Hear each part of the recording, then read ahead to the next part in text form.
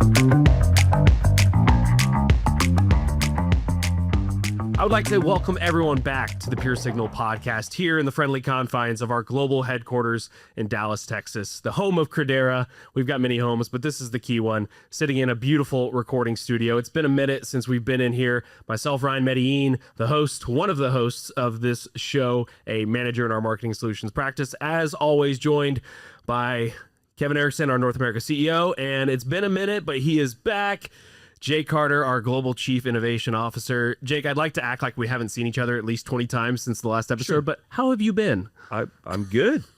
I think you almost forgot Kevin's name there for a minute. There was a pause. Well, I thought I was going to go to you first, but then I was like, well, Jake hasn't been here in a couple of weeks, so I wanted to tee up Kevin and then allow you the space and time to just see how you're doing, you know? And he didn't know if he was going to introduce your new title, which I think we should do. Yes, he should say that. Do we have some breaking news? You do. Did y'all not inform me of this?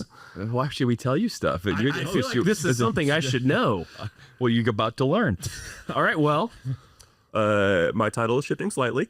So you said Chief Innovation Officer, still definitely part of what I'm doing, but my title is shifting to Chief Product Officer, which a little bit just, more closely reflects where I've been spending most of my time overseeing our offerings and our services and kind of what we're shaping up to bring to the market. Well, congratulations to you, sir. Yeah.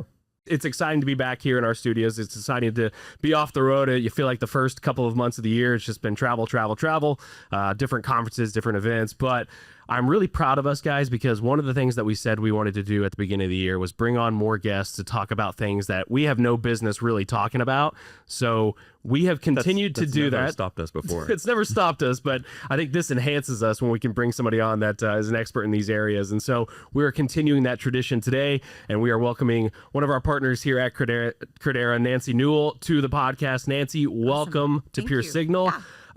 What we love to do right off the bat to get our guests comfortable was put you on the hot seat and allow you to talk about your credentials and exactly what you do at Credera and also what you did before Credera, because a lot of us have lived lives before we came here. So would love to give you the place to do that. Yeah. He may care about credentials. I really just want to know about you. I really like you. It's Okay, can we discuss the reason I'm here because of you? So Kevin interviewed me in the process of coming here, and I've been here for about 3 months now. And Kevin made a question that made me go, I actually like this place. It was, I've told him this before, but he asked me a question that you don't get asked typically in an interview that I've been through. He asked me what my why was. And it was probably 3 or 4 questions in it. And I was like, do I answer this from a business perspective or do I just answer what my real why is? And I did. And you and I aligned on our kid dynamics and, your daughter, my son had a lot of the dyslexias, all the big Ds they all have nowadays. And then just, faith, family, community, the things that we really align there. And that connection made me kind of feel a little bit different about the organization in general. And I wasn't really familiar with Credera when I interviewed. I knew your team through my work at Adobe and stuff like that, but definitely shifted and helped my decision along the path of interviewing and stuff like that. So a little bit about Kevin. So it is important to me. So yeah, I'm glad to be here. Thank you guys for including me today. My background is in marketing. I started day one, basic marketing. That is really what I knew. How do you talk about yourself? How do you brand? How do you story tell? Which is kind of fun. We were all sitting here storytelling earlier, but those are key things I think to what you do as you're trying to grow something. And so over, the careers of working in a big, system integrator, really focusing on their marketing and how to get them out. And then that eventually shifting into focusing on the boringest subject I think I ever had to focus on, but one I was most successful at, which was defense, security, and justice. What the heck is that, right? And then eventually pivoting into client service and really being in a creative agency and helping government market themselves. And then next thing I know, I was sitting in a tech company at Adobe doing the same thing, but getting to focus on partners and alliances and how do you really bring kind of the best teams together. And so I look at where my intersection is right now as I've done the strategy people side of things. And then I did a 5-year stint, I guess. I was 4 months from my sabbatical at Adobe. That is something I think I will have it honored there at Adobe. No one does that, by the way, just for the record. And I ended up looking at that technology piece. And so coming here, I feel like with the MarTech component that Credera really brings in the market, in all markets, I'm kind of bringing the best of 2 organizations I had the honor of working at, hopefully here, and can help bring that strength and grow that here. Well, if you don't mind, Ryan, I want to jump in and I'll add why I'm personally really excited that you're on here. So you and I were talking last week, just kind of sitting down to talk about what you're working on. And you mentioned two things that I think are really interesting. And it's why I think you're going to bring a lot of value here. But one was, you alluded to this, but you have experience not once, but at least twice running very large practices and growing them from not very large to very large. We don't have to go into the numbers, but they were small. But two, then you were walking me through this framework that you had developed on how do you do that? Like, how do you, especially in the context of a services organization, Right. how do you take a notion of, hey, here's something that we can go do and actually get it to market? Right. So we spent a lot of time on the podcast thinking about the intersection of business and technology. I think it is perfect for listeners just to hear kind of what you've done, what's worked, your thoughts on what works. So a couple things on it. Yeah, I have grown some businesses from ground up in different markets. And interesting, one of those, I joke, we were like 3 or 4 of us sitting around the table. And, how do you do this? And one of the cool things about the role that I'm in here is, between myself and a couple other partners, we've sat around a table and we've said, what are your strengths? What are your strengths? What are mine? And kind of brought those together. And I think that is a key thing to the public sector team here that's really looking. I love this whole emerging sector that I'm in, because it's not just what we're doing in public sector. I think all of those areas that are within, they're markets that really do need that MarTech in them right now. They need that technology. They need that something that's going to advance them very quickly, but not have a huge cost to them. And so the framework that you saw and I talked about when I came on board, I think there's been a lot of like, how do we do things within kind of where we've been or what we know? And so I feel like I'm bringing a little bit maybe outward perspective inward. And how do you take that and say, okay, in those markets, we have to look at what the market knows about us. And so what's really cool is for the past year, I was at Adobe and I was getting to work with this brand and big Omnicom and Credera. And I saw the strength in it. I saw a couple of factors there and I'll get to my framework here. Just give me one second here. I saw the power of the big brand plus the small brand. And right now, not just in government, but I think in all markets, that's very, very, very, very important. People don't have the money to go buy the big brand, right? But bringing a company in that can actually do that with both sides and all the different features, whether you need it niche or you need the full spectrum, I think Omnicom and Credera can do that. And I saw the approach that the Credera team was taking with Adobe. And, we were sitting at Summit, a year and a half ago, and I was sitting in a room and it was like one of probably 20 meetings I had. And I walked away and that was the one I said, this is going to be the game changer meeting. And, got connected with Jared and several others on the team. And the next thing we knew, we were in tandem building out what do we need to do together. One of the key things I think that you have to do is you have to look at what are our strengths and what are your strengths. And so when I came on board into this team, I was kind of listening. I spent, you start a job and you spend like the first 6-8 weeks kind of going to come and listen. I don't want to come in and be, the bull in the china closet approach. I want to come in and just like listen and try to understand different perspectives and stuff like that. And I'm a person that has my best ideas about 3:30 in the morning. And I woke up one night and I was like, we have to have a plan.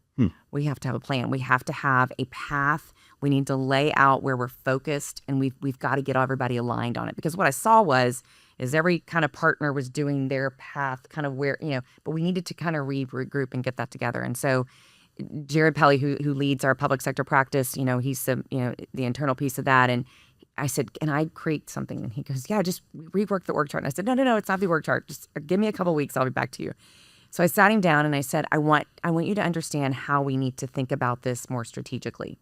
And he looked at it and, we went through it a couple iterations and then he goes, okay, I get it now. And part of that is it's not anything that, I've created specifically. It's how I take a common sense mind and say, how are we going to get this market? And, first of all, where do we want to focus? We don't have unlimited resources here. People are in client service. Your time is that, 40 to 50 hour time period in your life here. How do we look at where we want to really focus? And right now where we can place our bets and win. Because there are a lot of things that are blockers for where we are. And I think that's in any emerging market. So we sat down, we went through that. And that's things like, how do we just get the basics done? Where do we want our team members to focus? Where do we want, just some of the organizational things? What's that process we want to work through? And I don't want to get over processed, but you got to have some basic things outlined. And so laying that out and then looking at what are we saying in the market? And what I would tell you is we weren't saying much. most of what was happening in spurts. One conference, there would be a whole lot out and then nothing. And in the way content marketing and branding works right now in the world is, it's constant. You have to have something out there 24/7. And it can't just be AI generated. Okay, and people are probably going to start throwing stuff at us for me saying that. And I'm not trying to, I'm total listen, I use AI for everything now. It's kind of scary. But what I will tell you is it has to have that real side, that human side of the story. And so if you look at like my LinkedIn and all those kind of things, I'm always putting a personal story out there. When I went and walked the Camino, Camino de Santiago in Spain, I came back and told about it. How did it touch me? How did it reach me? My grandfather's story about in the war, I've written a whole article on that in LinkedIn. I get more impressions and people reaching out on that than I do that I attended a conference in Chicago. And so people want that story around the person. They want that story around the brand. And so what is Credera's story? What is Credera's story in public sector is how we're looking at that. How do we create the content? And then better yet, and this is one thing Jake and I hit on, you can have the greatest content strategy ever, but because of my old school marketing days, there's a lot of channels you got to pull. There's a lot of marketing things you got to talk about. And so taking that content and really laying it out in a schedule that's managed and that's hitting all those channels. The third part of that is how do you connect into the market? We've got to get out in the market. And I'm a person where I'm already like, I need to go to a conference. I need to meet people. I need to tell them what I'm doing. It can't just be socially. You've got to physically have those interactions with people. And I think that's something that even though we're on client sites and all those, you're going to continue to build on those client sites, but you really have to get out. And that's one of the things that we're focusing on.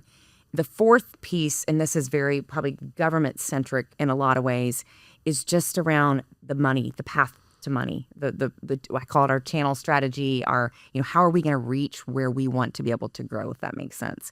And then the fifth for me is the alliances, because in the world we're in right now, not just government, but everywhere, you have to the alliance. And the cool part for me is Credera's kind of already said Adobe and AWS, we're there with you. And those are clearly clients I had worked a ton with. And so I was able to accelerate very quickly. Here's how we're going to do that, because I know kind of how that works with both those organizations.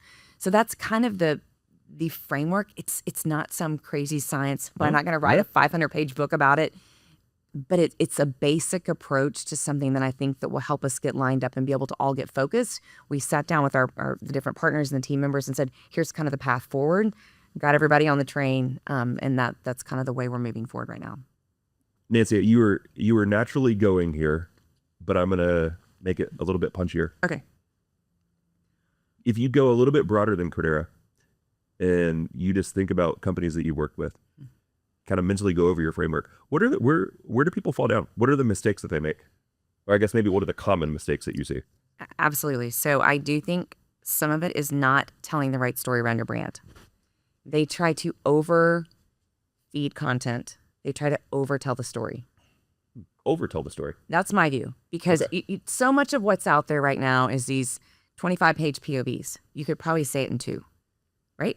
You're out at a client site, you bring 40 PowerPoint slides. I take 4. If I take 5, I really want that. I mean, you don't need 40 slides, because you know what? You are the story. You're part of what they're trying, especially in services. We want them to look at us and say, I want to work with her. And most of the clients that I have won work from, that's in the end of the day, they're like, Nancy, we want to work with you. And I'm like, okay, let's go. Let's figure this out together, because they want you on their team. They want you to be a part of what they're doing. I find when we try to communicate over, and I hate to say this, add all those consulting features that everyone, and the full, I didn't say this earlier, but I didn't come up through a consulting practice. So I'm a little bit different, I think, here than most. I came up as a marketer. I came up as someone that had to talk to leaders about how we're going to grow your business, how we're going to do this, where we need to be, the places we need to tell our story to. And even though that sounds real simple, I think people forget that. They forget the baseline things that you need to do in that. And it's not hard. And I also think we try to go, I saw this in 2 that I worked on, we tried to go too broad, too fast. Sure. And so one of the things that I'm really getting narrowed down here is where with the Credera Omnicom brand can we grow fast but narrow, versus, and also looking at what else we've done. And let's bring the power and the strength from a commercial side, whether it's in energy and utilities, whether it's in technology, whether it's in communication, whatever it is, let's bring those stories in, because they are relevant in the government space and in other areas. And so I think that's one of the things that I've seen is people just try to go too fast and they don't have it. They don't have the story. And so that's really what I tried to do with that. What I showed you the other day when we met, I just said we had to kind of line up what we're doing, and now we're ready to accelerate and really get our team moving forward on those things. But those are two areas. I would also say, not having the right experts and the right people on your team is a critical thing. You can try to scale something and be the best MarTech leaders in the world, but if you don't have people that have really done it and applied those principles in practice, whether it's in commercial or in government, it's kind of hard to sell that to me because I want to sell what I really know and what I think I'm good at. Well, it goes back to what you were saying at the beginning about, I think you mentioned like sitting around the table and trying to figure out the strengths of the folks around the table. That's exactly. Yeah, I think it's super interesting too, not just using AI and people throwing stuff at you. I would argue against that because what we've talked about a lot here on the podcast is that in this age of AI and machine learning and all this technology, at the root of all of that is still that human connection, especially when you talk about, like, I think of like a franchise model for a fast food chain, right? Why are they hesitate to become a franchise? Because they lose quality control over their people and their services when they start to expand. And from what I'm hearing from your frameworks is like that is at the core of every step of where is the human connection? How are we connecting with our customers, right? And you could go to a really nice restaurant and have the best meal of your life, but if the service was bad, are you going to go back? Probably not. Probably not. But if the service was great and the food was subpar, like that's going to bring you back. It's the people and the connections and the conversations that'll bring you back. So first off, props to you because that is exactly what we've tried to enforce on this podcast is yes, technology is a huge part of it, but the human element needs to be run along with it. Well, and it's the word relationship. Yeah. And so, I have to say, I'm going back to Kevin here. So as I was on the journey of coming to Credera, the relationships I built with the team, and the different leaders I met with, every single one of them framed my decision. Every one of them. And I've told every one of them, I won't use names, but one of them I said, I think you're the reason I ended up coming to work here because he told me his story. And so you think about how practical that is, right? Technology we have to have it. And the AI components, there are things I literally cannot function anymore without Claude. He's my best friend, right? He knows how I talk. He loves to talk to me. It's funny. This is actually a funny story. My son used it the other day to try to figure out how to program a drone with my phone. We couldn't get it to connect, this whole thing. And he got on to Claude, and Claude's like, the way you ask the question doesn't sound like Nancy. And my son was like, wait, what? 11-year-old. And he goes, Mom, this thing does not like the way I ask the question. I go, well, yeah, that doesn't sound like me. He goes, I know, and it won't answer. You need to ask it to fix my drone. And it was just one of those moments where I'm like, I really like Claude now, even more than I realized. But it was one of those deals where think about the interaction. 5 years ago, I would have never gotten on Claude to figure out how to fix a drone. I had Claude help me decorate the other night, hang plates on a wall. There are things that the use cases you can build around it. It's awesome. Build my grocery lists. I hate grocery shopping. Tell me which aisles of the grocery store to hit first. Can do that, right? There's things like that in my life. You just go to Instacart and order it for you too. I did do that. They're not there yet, but you laugh at that. That they definitely do have. Do you want to have an AI component of what you typically order? Yeah, absolutely. Plug it all in. So there are things like that it really has. Claude take out the trash? I wish. Can we work on that? Yeah. Hey, Claude. Hey, Claude, he's listening to me right now. I had to roll my cans around front this morning, so that's really mine are too. Yeah, so those are things that you think about. It's very much that tone and voice in my story. And I like that technology's helping that, but I will tell you, every time I write something through there, I rewrite it to make sure it truly is my voice. And that's my story I'm telling, not Claude's version of my story. Yeah. And so I think those are just things that it's a human side of things that you have to remember. We all still want that, right? Yeah. We don't really want to talk to an app. Right. Talk to a person. And we've made I don't want to call it the argument, but the point here that with this technology expediting our normal working functionality and being able to leverage technology to get more done in less time, it does open up the opportunity to kind of reestablish or go back to the foundational, like human to human connection, right? Absolutely. Like with all the ability and faster working that we're able to do, there's more opportunity to go chat with somebody, whether it's in the office or to spend time at a client site or go to conferences and spend more time with people that you want to spend time with. But I also have to say, I was at Adobe Summit. I know you guys probably were as well. I loved sitting there and not to at Adobe, not pitching Adobe here right now, but I have to say I sat there as a person that used to run creative departments and understanding the process of how you'd get approvals and all that kind of stuff. And then, looking at creative and making changes and all that and just the back and forth. And I sat there and watched, on a stage a couple of times, a product at Adobe that within a couple clicks, you were creating full content, creative, and you can make changes. I don't like this. This is a dark purple. I want it to be orange. And I mean, those kind of tweaks, and those are game changers. And that allows you to get that content out and tell your story. It also allows you to put parameters within your brand. Those are key things that I think we are going to have to scale, our business. And those are things that are part of that growth, that go-to-market strategy that helps you really do that quickly. And I sat there and walked out of there and I was like, oh my gosh, we need this. So it's my pitch to you, Kevin. Oh, I know we got to work on the time off piece, but I'll work on Fridays to get that. You get that? Yeah, just it. All right, no Hampton for me tomorrow. How about that, right? Okay. Well, there's some people in this building that are already working on some of that. So perfect. We need it. So what can you introduce you to that? That's a future topic. There are things like that I see that would be great, to be able to accelerate, and they're so valuable, but you get that done. It's still the human side of it. It's bringing teams together around a platform. So I mean, those are cool things, right? Well, I want to go, we can go broader because I know we're supposed to go broader, but I really like one thing you said, which was this idea that you are the story. Because I think that's, to your point, like we talk about parts of that, but that's unique when you think about go-to-market strategy, go into there. So my question for you, Nancy, is this. How do you share your story? Well, in a way that's authentic. I do. I think part of that's just my personality in a way. You haven't been around me a ton, but I mean, just things happen in life. I was at dinner last night telling people about the last couple weeks of my life, and I live a very full life. And if you read some of the stuff I put online, I'm in this generation of what they call sandwich generation, right? Which is really not awesome sounding, but I'm that in-between person where I deal with elderly parents and an 11-year-old that's got all kinds of, great superpowers that are fun to manage at times and hard to manage at times. And that's part of my story right now. Is it forever? No. That story will evolve, right? As I evolve and I change and I learn and I grow. I have grown up though in a life and I think it's just part of the generation I'm in and my parents are in where you don't tell your story. Mm-hmm. You tell the Instagram perfect, right? Well, life's not perfect. Life is something every day. People have got challenges. People are dealing with really big things right now. And a lot of my friends are, and I'm, try to be there to be supportive and be a part of that.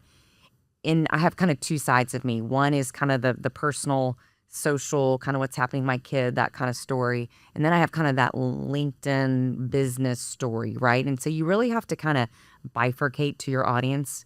I have a friend who recently I write. So the way I process is I write all the time. So if I leave like 2 3 weeks ago, I was here on Thursday night, I got on a plane and I wrote the entire way back to Houston. I have it all somewhere and it's in a book. I've got 3 or 4 different ideas going. But that's kind of the way I tell my story. I have not put it out there yet. And I don't know if I'm ready to. I kind of want the story. I like kind of sometimes the end of the story. What is that? What does this look like at that point? Yeah. But mine is how I write. And I don't let Claude write my stories. Sometimes he proofreads for me, but I don't let him write it.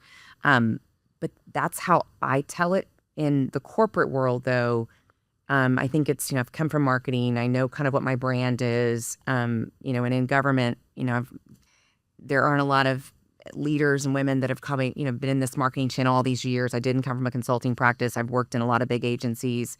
That's part of my story, right? But also the personal side's there too. When I introduce myself in any setting, I always say I'm a mom. I live in Houston, Texas. I'm a native Houstonian. People say I've got a lot of New York grit to me. There's some things like that my team's written about in different bios and stuff like that. And I think that's part of it. But it's a continuous story. It's ongoing. It's not going to stop. Probably won't at Credera. Probably won't. Yeah. After that, I think it'll be something that hopefully someday on a computer, my kid will pull it up and be like, man, my mom was busy. She lived a great life. They'll find the writings in the attic. That's exactly right. Well, this is kind of another, so I do have a book that I started a couple years ago and I probably will never publish it, called The First 41. Just tell you how old I am. But my son, one day I was sitting telling him a story and he did not know something had happened to me. I was like, I've had open heart surgery, which is, take that off the podcast, but I had open heart surgery. And he was like, Mom, what? And I went, oh, he has no idea. And I wrote it. And you think about the first 41 years before your kids were born, or before my kid was born, he didn't know my story. And so then I started writing stories about things that happened to me before. I've never read most of them, but one of them, when the 20th year of Hurricane Katrina happened, I was in that. I lived through Katrina. I lived in New Orleans at the time and lost everything and went through that whole thing. And I wrote about it and about the things that I did and efforts and stuff like that. And I read him that story. And he sat there and he goes, can you read it again? And I go, why? He goes, because this isn't the mom I know. And so stories like that That's very have cool. become part of my story and stayed involved in that. So Oh, I love that. Thank you for sharing. so it's kind of random. Sorry, I'm Well, no, we'll love the story arc, just the beautiful kind of randomness of everything that goes through that I can really relate to that. But I think what's interesting for a couple themes that as I listen to you, that I think is fun. I'm intrigued on how LinkedIn's evolving, right? Yeah. It's evolving from really because of all the other channels, and I think for typically folks that are professional, probably a little bit older, it's a channel where the personal is coming in more. Right. And it's kind of to post, whatever, Instagram, TikTok, Facebook, right? It's the kind of the element of that, which I think starts to get to some of the elements of what's interesting. Also, that it's gamified. So a lot of the boring content is written by Claude or some derivative of Claude or some family member of Claude. But it's interesting around how that's going. Right. That whole thread and really around what gets traction and what that looks like and really what is the impression actually drive. Second theme for me, and this goes back to old school consulting. You talk about coming up through marketing. Well, there's a lot of elements in old school consulting. One of my in my book, one of the books that we've talked about that I haven't written, but I think everything I learned about consulting, I learned in a bar. I spent my first 10 years at Accenture, right? That's you learn how to become a personal. You learn how to be a consultant. It's a whole other podcast, by the way. You learn how to be a consultant in a bar.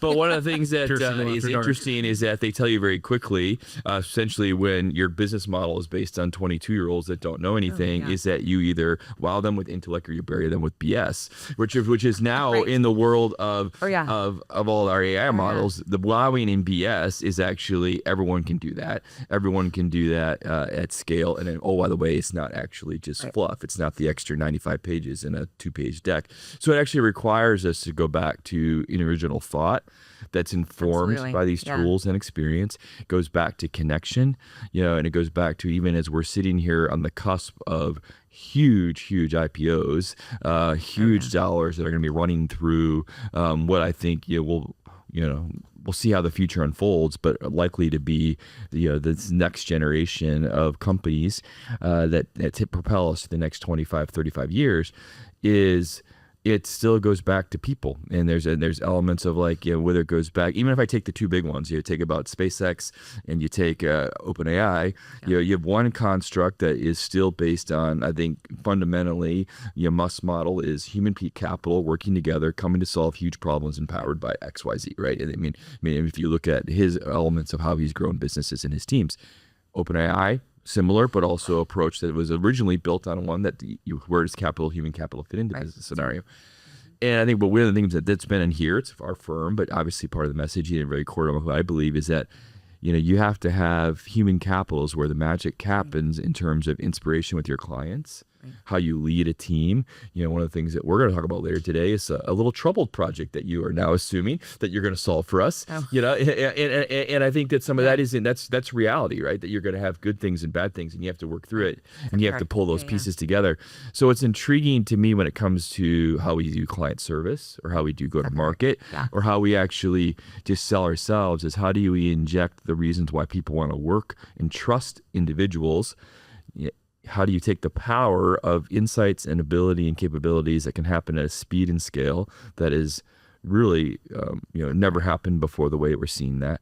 And how do you actually put that into an environment where, again, our business model, which is primarily associated with young talent that may or may not be at the same levels that you had before.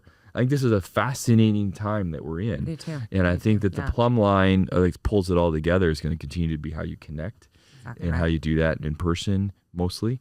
And so I don't know if I have a question there, but I actually think your themes that you're talking about, whether people personally and professionally, really speaks to why I'm so excited. I'm more excited about this stage of my career than I have been maybe at any point, because it's really amazing what's going to happen over the next 30, 40, 50 years. Yeah, it's gonna be crazy. And what our kids have now and how they're using technology, I can't wait to see what it looks like in 10, 15 years. It's awesome. I would love to piggyback off of something you were talking about, Kevin, just like with all these big IPOs coming in, it just seems like all these companies are trying to make major shifts to stir things up and leverage the technology. From a go-to-market perspective, though, what is the delineation in your mind of when you approach a company or you're looking at a company saying, Are they changing their go-to-market because they have to or because they think they need to? Like, how often do you need to revisit that? Especially like just because things are moving so fast now, everybody wants to be a mover and shaker and keep up with everyone. But I feel like maybe some people are doing it because they feel like they need to and they may not actually need to. Would love your perspective on that. I mean, because I'm focused on government right now, I think they have to, right? Yeah. I mean, looking at other commercial places, I think they're doing what they need to bring AI and all those things into best practices. But I think you have to. And if you look at where commercial is, right, and you look at where government is, there's still a major gap in the services you get from government. And so, one of the key things that I think this, the current culture we're in with, big tech working with government and bringing in all the different, they want it done very quickly. And, these time frames and the way government used to move, it's been accelerated. So companies are having to say, wait a minute, I either have to catch up and meet the new demands and the needs of how government is able to buy or bring things in, or you're not going to be able to work with the government anymore. I think it's the same thing in commercial. You got to catch up. People are expecting AI to be part of what you're doing. They're expecting technology to be integrated into how you're speaking, how you're communicating. I look at what Credera has done in MarTech and commercial, and I think if we can replicate a lot of those things into government, it will help government be able to accelerate into some of that. And public service, the citizens, the consumers, the patients, the people that are out there receiving all of this, they expect it. When you go to a Nordstrom, when you go to some of these places, if the app or the technology is not integrated, I abandon. Yeah. I'm like, I'm not doing this. Guess what? It's the same thing with the DMV, right? You're applying for something and you're not getting the same thing. You got to have that license, but by the way, you're going to talk about it. So just go on channel and talk about it. And you know what? There's going to be an expectation that stuff is there. So my view is, yeah, you may not want to make those changes, but you're going to have to. Yeah. Well, if it improves the DMV experience, because I know that you can find another place besides Nordstrom to shop at. Unfortunately, that's right. I'm not sure that you can find another place. Well, true on that. You're right. You're right. So that's which is actually leads to my a question. If we get where, sorry, not sorry, but it is fascinating with the government. And again, I think you're. Particularly as a native Texan, you're one of the few people that I think she likes the government. Usually it's the other way around. But is at least the federal government. But it is like. But what is intriguing to me is the government has the power to be a propellant. It also has a power to be constraint. And what I think is also a future topic for us should be around really not so much. We talked before a little bit around just kind of the consumption and the energy and those components of what the impact is. I think that's obviously things that we have to be aware of. It's going to continue to drive a really interesting conversation. Yeah. But one that I think is even more interesting is going to be around the cost of consumption and how that ties back into business decisions, government decisions.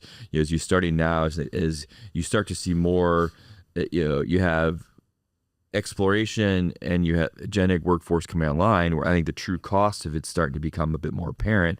And just having some fascinating conversations this week where we're actually comparing, what is the human capital cost, someone who makes $150,000, $2,000 compared to, what is the consumption cost for that agent, and and then how some of it's like from a client perspective, the CFO perspective, they're asking, how do I pay for this? The CIO is asking, well, what do I need to do with that? How do I avoid the useless stuff and have the important stuff? How do I have the wisdom to know what that is? I think from an employer perspective, I'm asking the question of like, well, what is my workforce? How do I think about that context from a human capital workforce perspective? How do I put that cost of goods sold? How do I ask and sell my clients? Are my clients, if I'm in a traditional environment that is more deliverable or TMM based, are they going to pay for Claude and his friends, or are they only going to pay for Nancy and her friends? It's like, and so, AI engine, and so I think that's really, then in that sense, again, as someone who comes up through really more of an operating scale perspective, I'm fascinated by that question. And I think where do we get to the point to where the break-even point of an agentic cost versus a human capital cost? And I think we're there.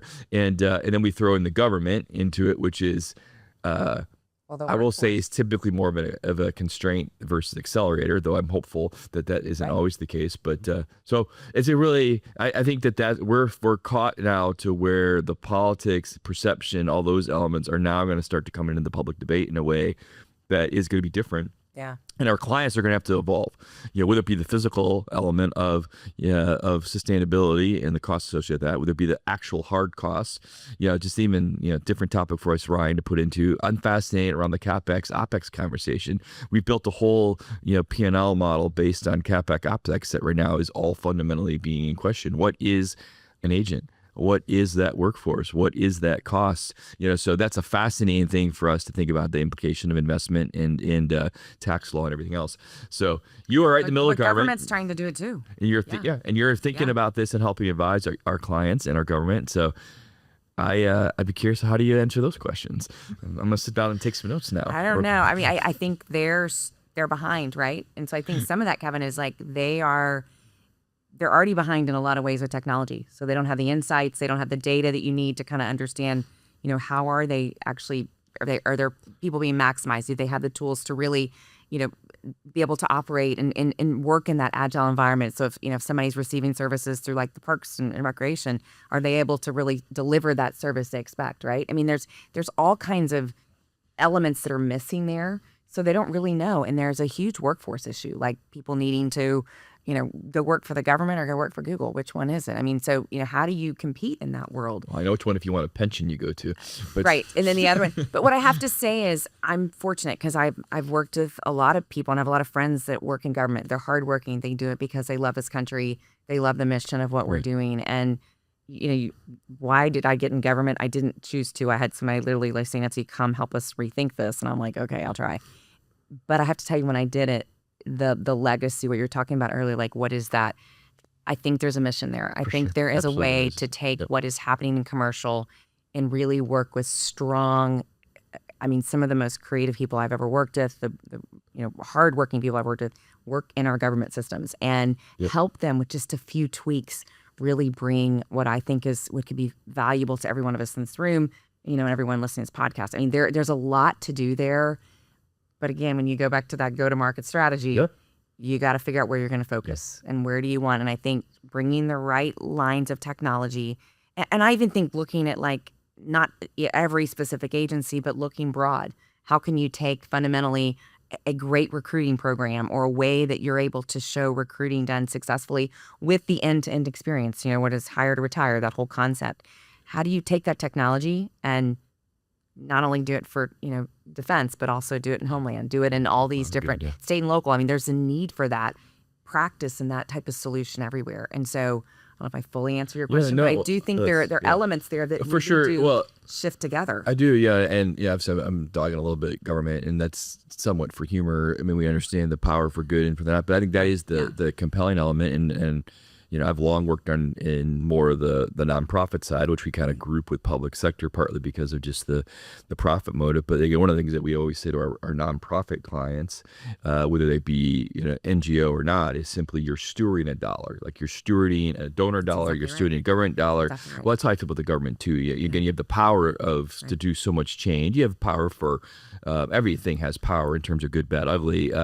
But what is intriguing, like that's what's intriguing me for the government, the fact that it can implement such scale, and if you could help it be efficient, but also knowing that we are at the end of the day, you're taking someone's capital, tax dollar, and actually wanting to amplify that into greater common good. And I think that's a noble cause, and so I think it's worth for firms like us and others to want to serve in that space because it needs to be. I think it needs to be more effective and efficient, and so that we can help with that. That experience you're talking about that you create then really does help with the trust element. And I think there's a lack of trust in government in general. And I think if you can really create that experience where people feel like, okay, wait, I am getting this, like the Nordstroms or the whatever it is you're dealing with. Okay, wait, they're managing me in that experience that you want. I do think one of the key things that I think government's going to have to figure out is this whole personalization thing. You go into all these different systems and you're putting something in 12 times, where if you can really have just one profile, how do you create that? Those are things that will build that trust and help them scale. And so there's so many things that Credera has done, whatever the client is that they've done it, that I do think is applicable and will help with some of those things hopefully in the future. Let's riff on the government one more time. So we talked about things that you see public sector doing that maybe need to translate over to government. You've worked in the public sector long enough, and I'm curious to know, going the other way, are there any things that you've seen that like, hey, government's doing this really well that private sector needs to pick up? I think there are some things, right? I think the way they secure our country, I think there are things that are out there that we don't always know about, right? That are happening. And I think their ability to keep us secure, keep us safe as a country is remarkable. And there are a lot of people that you will never hear about, that you'll never know about, that actually do that. And they do it because they love this country and they want to protect our country. I think that is one area that there's no Fortune 500 company that does that like our government does. And I think the military, the men and women that are out there, whether it's in the space industry and what just happened with NASA, which was such a great story, still is. I love it that it's on my feed every day. Still, I want to hear more and more about those 4 astronauts.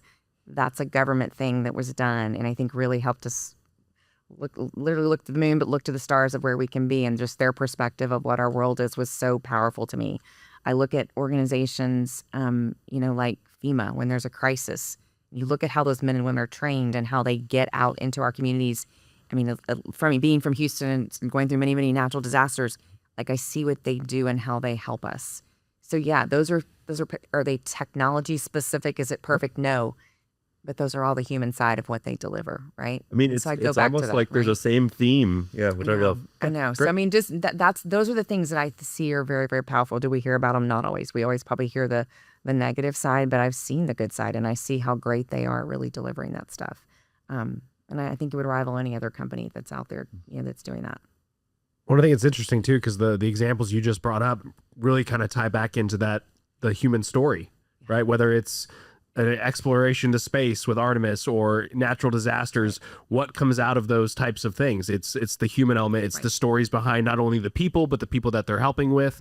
And that's what really, I would say, brings us all together as a country in a time where, very few things can do that. Right. But in the examples that you just gave, all of those tie back into people, no matter where they're from or what side they may lie on, we can all agree, like, impactful. And that's what, kind of brings us back to this. This is what it's all about. It's that human connection.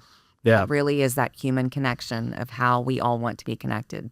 And that I think is part of your story that you're telling. But I think if you look at what government does, they do those things well. And the stories that came out of Artemis, I mean, that wasn't something that necessarily I think was meant to happen. I mean, it was the success, but you look about the way that mission, and I don't know if y'all, but I've read a lot about it. I think it's fascinating. Like, even from the second they come back into the earth, and like the Navy's piece of that, and the ground, and who opens the thing first. And I mean, just, it's fascinating to me. And that's our government, and that's all these different branches and how it's all being orchestrated. And that's just one example. I see the same thing with FEMA and the way they intersect with state and local and community leaders to get the right resources. Like, there's some power in that. But it's the human connection. It's really focusing on what people need in this country. We've asked you a bunch of questions. Yes. I think we should ask you, I mean, I know you have a wealth of wisdom when it comes to not just the public sector, but go to market generally. We put you on the hot seat at the start. We're going to put you on the hot seat again. Open mic. What advice would you give to any company listening who's thinking about go to market, has been foolish to stick with us for the duration of the podcast? What would you impart? Don't get behind. What I would say to you is, if you're not where you need to be, call us. I'd love to have a conversation with you. Let's sit down and talk about where you are, and not just. She's marketer. I'm selling Credera right here, guys. Yeah, like, just gonna have it up on the screen right now. Call us. Yeah, call us. I mean, give us 30 minutes to sit down and like just assess where you are and help you get there. Because what I see is people that are getting that true growth, they have technology. You can't just sit back. You're not going to be here in 2 years if you don't. And most companies have to look at it that way. I think that's a key thing. But also step back, reassess where you are, which is what I think I've done here in the 2 or 3 months I've been here, and then figure out what your plan is and get the team aligned, focus on that plan and work the plan. And that sounds so basic and so boring, and sorry, it's nothing powerful here, but like sometimes it's just blocking and stacking. And I think that's how we should live life too. It's like one foot in front of the other and just keep going. And I think that's part of it. And if you feel like you're behind somewhere, learn about it, educate yourself, figure out where your gaps are and fix them. Don't just sit and just be like, oh, well, we're already behind. No, you can catch up. I believe that. And there's a lot going on. It's hard to stay on top of it, right? But call us, right? or Claude? I would take a call. I would love to sit down and like learn. Because I also would love to learn about somebody's where their challenges are, you know? And that's the power of the small brands and the big brands we bring together. Because if we can't do it with the Credera team, I guarantee you someone within broader Omnicom can. This is going to sound like a dumb question, but I think the answer will prove that it's not, hopefully. You're talking about just sitting down and reassessing where you are. How often should you be doing that? Like to the scale that we're talking about here, obviously you want to have a pulse on your business, but what are kind of the tells that maybe we need to really have a sit down and conversation about where we're actually headed? I mean, I do that both professionally and personally all the time. I just think you have to constantly reassess where you are. If you're not growing somewhere, pivot. If you don't pivot, you're going to keep going the wrong way, right? And that's one of the things I think here, with the way things are changing and the minute by minute way the world is moving, you have to be able to pivot quickly. And one of the things that I'm going back to kind of just the technology piece is having the right data and the insights on how your brand or how your story is working or how your process is working or how people are feeding. Being able to pivot with that, the data piece of it is going to be critical. And that's in marketing campaigns. That's in how, you're empowering your employees within a technology space. That's how, you're growing something. So if you're not growing, why? Is it your brand's not out there? Is it you've got to be able to reassess? Are you in the wrong market? Is it, you're not with the right partners or you're not with the right alliance or you don't have the right contracts or you're not, you've got to be able to ask those hard questions and pivot. If you don't, what's going to happen? You're going to it's either quicksand or you're going to keep treading water, right? Yeah. So I don't know, that's not like some major prophetic thing, but that's my view. No, that's exactly what I was looking for in my pseudo dumb question. So very simple, pragmatic way I think of doing this, and that's what we're doing. We're looking at our approach to public sector. We don't have a brand there really, and how do we get into the right teams? How do we get the right partners? How do we pivot ourselves into spaces where we believe we can deliver based on what we have and the history we have? Mm-hmm. In commercial, we're going to pull a lot of that over, and I do think it'll work. It may take a little bit. Because government's a little bit different market. Yeah. But I think it's the same in commercial. Okay. And I think, again, not to add to the go-to-market, but I also think tying that also back into the outcomes.